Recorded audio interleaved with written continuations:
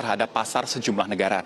Memang beberapa waktu sebelumnya pasar Asia terutama ini mengalami pelemahan, kompak mengalami pelemahan mulai dari pasar Nikkei atau juga Hang Seng ini mengalami pelemahan. Namun kalau kami pantau pada perdagangan pagi hari ini untuk pasar Asia cenderung lebih banyak mengalami penguatan. Kami lihat kalau kami pantau seperti dari pasar Hong Kong, Hang Seng ini mengalami penguatan tipis 2,63%. Lalu ada juga kalau kita lihat untuk di Nikkei atau pasar bursa Jepang ini mengalami penguatan 5,59%. Begitu pula dengan negara tetangga kita, Malaysia ini juga mengalami penguatan 0,53%. Tentu akan kita nantikan Iqbal apakah untuk penguatan dari pasar sejumlah negara sahabat atau negara tetangga ini akan mampu mendongkrak pergerakan IHSG kita pada hari ini. Dan untuk sedikit kalau kita lihat ataupun kita review bagaimana tanggapan atau respon pemerintah menanggapi kebijakan dari tarif resiprokal Donald Trump yang telah diberlakukan beberapa waktu lalu dan akan dimulai pada 9 April esok.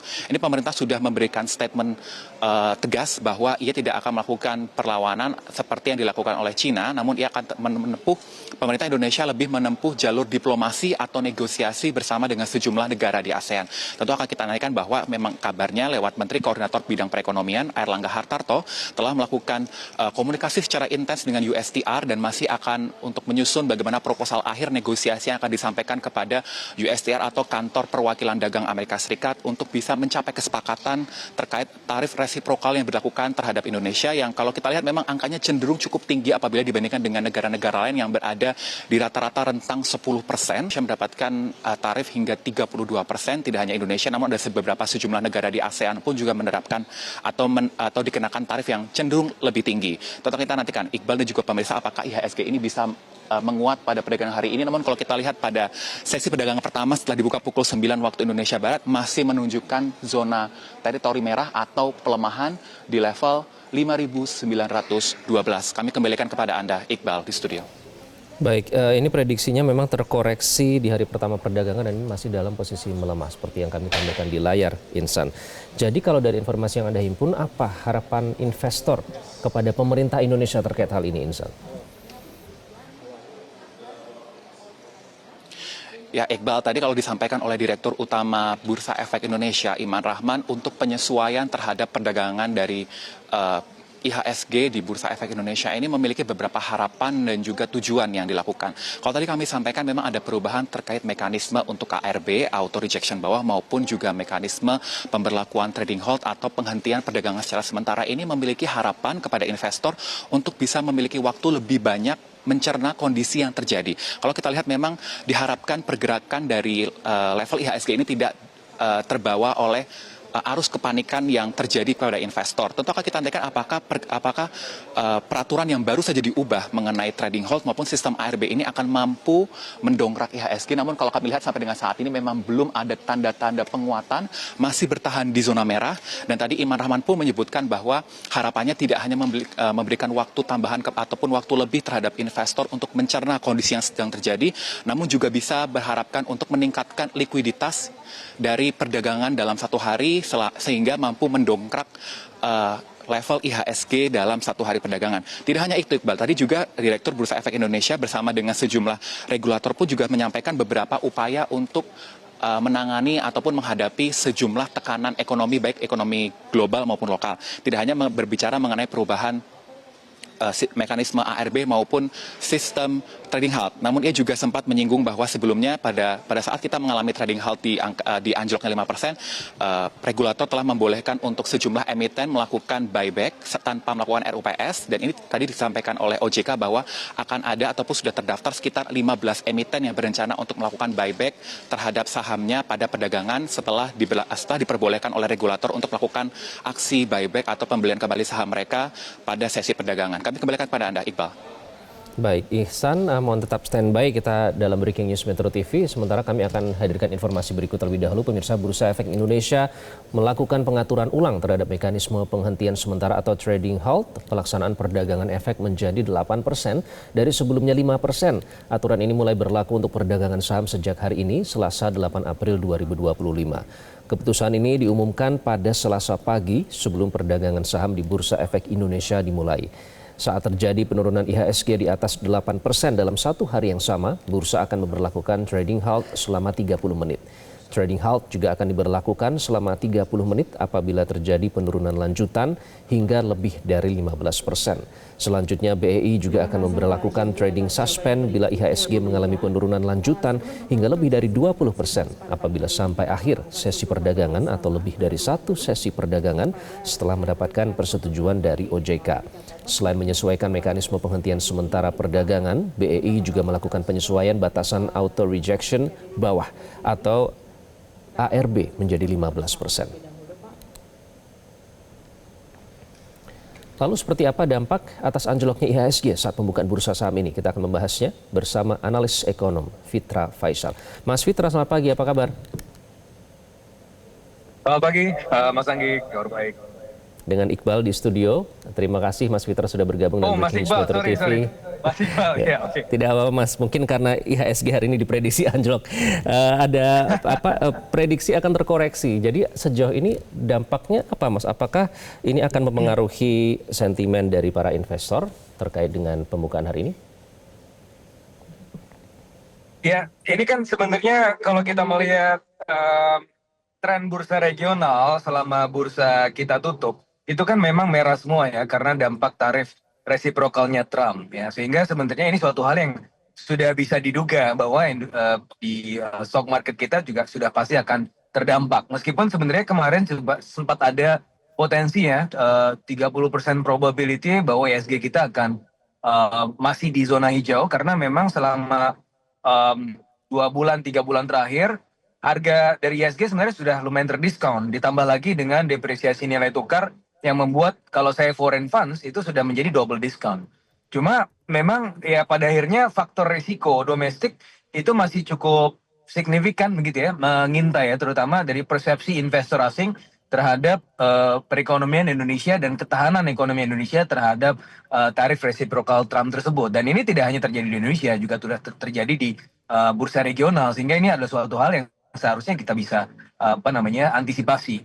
Nah, hanya saja kalau kita ngelihat respon dari bursa ya, ini banyak teman-teman market yang melihat bahwa ini akan menjadi semacam self-fulfilling prophecy ya. Jadi pengumuman trading halt sebelum adanya pembukaan market itu juga semakin membuat market menjadi lebih ketakutan begitu kan, apalagi foreign funds dalam hal ini juga takut, mereka uangnya nyangkut gitu ya, udah dikeluarin aja semua. Jadi in total kan di pasar saham kita sekitar 1.100 triliun ya keberadaan dana asing, dan mereka memang sekarang lagi flight to quality, jadi lagi kabur ke tempat-tempat yang hitungannya safe haven. Safe haven itu kemana aja? Yang pertama ke obligasi US yang bertenor 10 tahun. Kemudian juga kepada Japanese yen. Kemudian kepada emas. Nah, untuk bursa-bursa regional di emerging markets, ini faktor risikonya itu cukup signifikan, sehingga ya kita juga sudah melihat bahwa bursa regional merah. Tapi terlebih lagi menurut kami ya di market ya, respon dari bursa ini sebenarnya sudah membangun self-fulfilling prophecy, dan ketika diumumkan right before market open, itu membuat ketakutan yang menurut kami sih tidak tidak perlu gitu kan, sehingga ini juga sudah pasti merah, tapi ditambah lagi dengan fear dari regulator, menurut kami sih begitu ya. Jadi, Mas Iqbal. ini keputusan yang terlalu beresiko Mas Fitra, atau malah justru tidak seharusnya dilakukan menyikapi ini, karena membuat investor tadi Anda menyatakan bahwa bikin ragu begitu terhadap kebijakan yang memberlakukan pengumuman trading halt sebelum dibuka. Betul. Karena ini yang jadi perbincangan kami di market di pagi-pagi sebelum market buka, ketika kita melihat ada pengumuman itu, wah ini akan menimbulkan fear yang berlebihan gitu kan, dan pada akhirnya ya terbukti kan, ini menjadi semacam self-fulfilling prophecy. Kita sudah kemudian mengexpect ada trading halt ya, karena memang di Vietnam saja di hari pertama setelah pengumuman itu sudah lebih dari 6% ya anjloknya.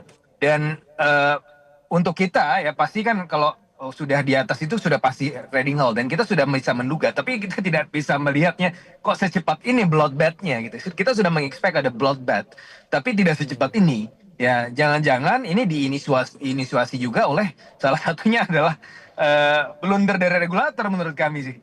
Oke, Mas Fitra, tapi kalau kita melihat trading halt itu kan sebenarnya kalau secara harafiah ya atau secara pengertian ini bertujuan untuk menjaga stabilitas pasar dan juga memastikan transaksi berjalan secara adil, teratur, serta efisien. Artinya ini untuk melindungi investor, Mas. Apa yang terjadi, Mas Fitra? Ini memang automatic circuit breaker, dan di waktu normal tanpa ada tekanan psikologis itu adalah hal yang ya oke lah gitu ya. Tapi ketika ini kita sudah mengexpect hal yang negatif, ditambah lagi dengan fear yang dihasilkan oleh regulator tadi, jadi menurut kami ini menjadi double fear begitu. Nah, ini hal yang sebenarnya ya dilematis ya. Mungkin di satu sisi regulatornya textbook, sangat textbook. Melihatnya, oh ini kalau misal terjadi ada potensi begini, ya udah kita kemudian perpanjang aja nih trading halt-nya, kita double down kemungkinan circuit breaker-nya. Tapi ternyata ya kan market kita kan sangat psikologis, Mas Iqbal ya, tidak terlalu teknis, ya tidak melihat fundamental, tapi itu secara psikologis.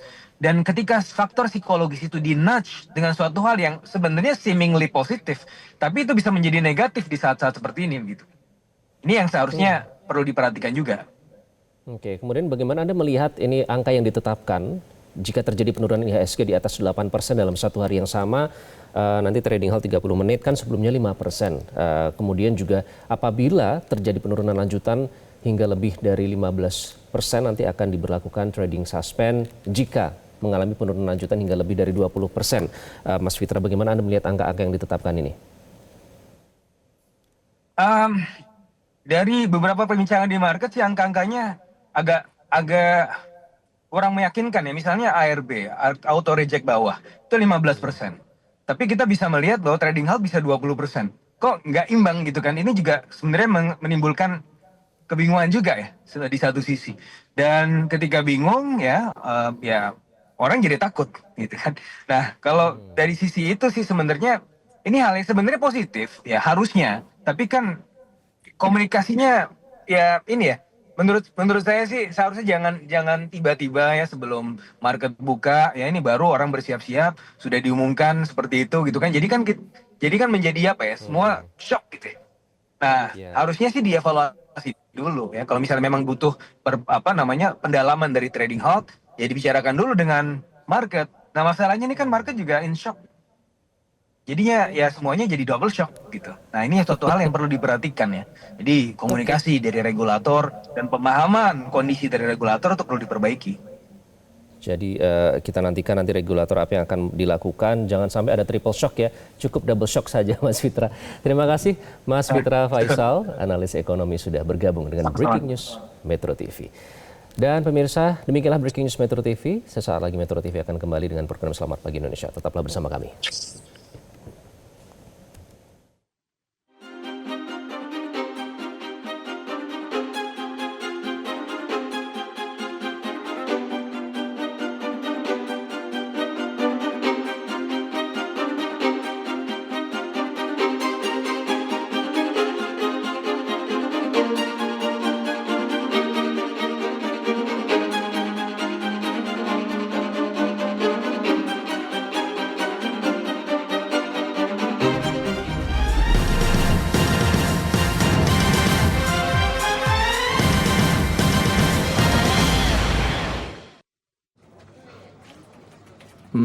Coba kita mulai dengan suasana malam. Jelajahi cara baru mendapatkan informasi. Download Metro TV Extend sekarang.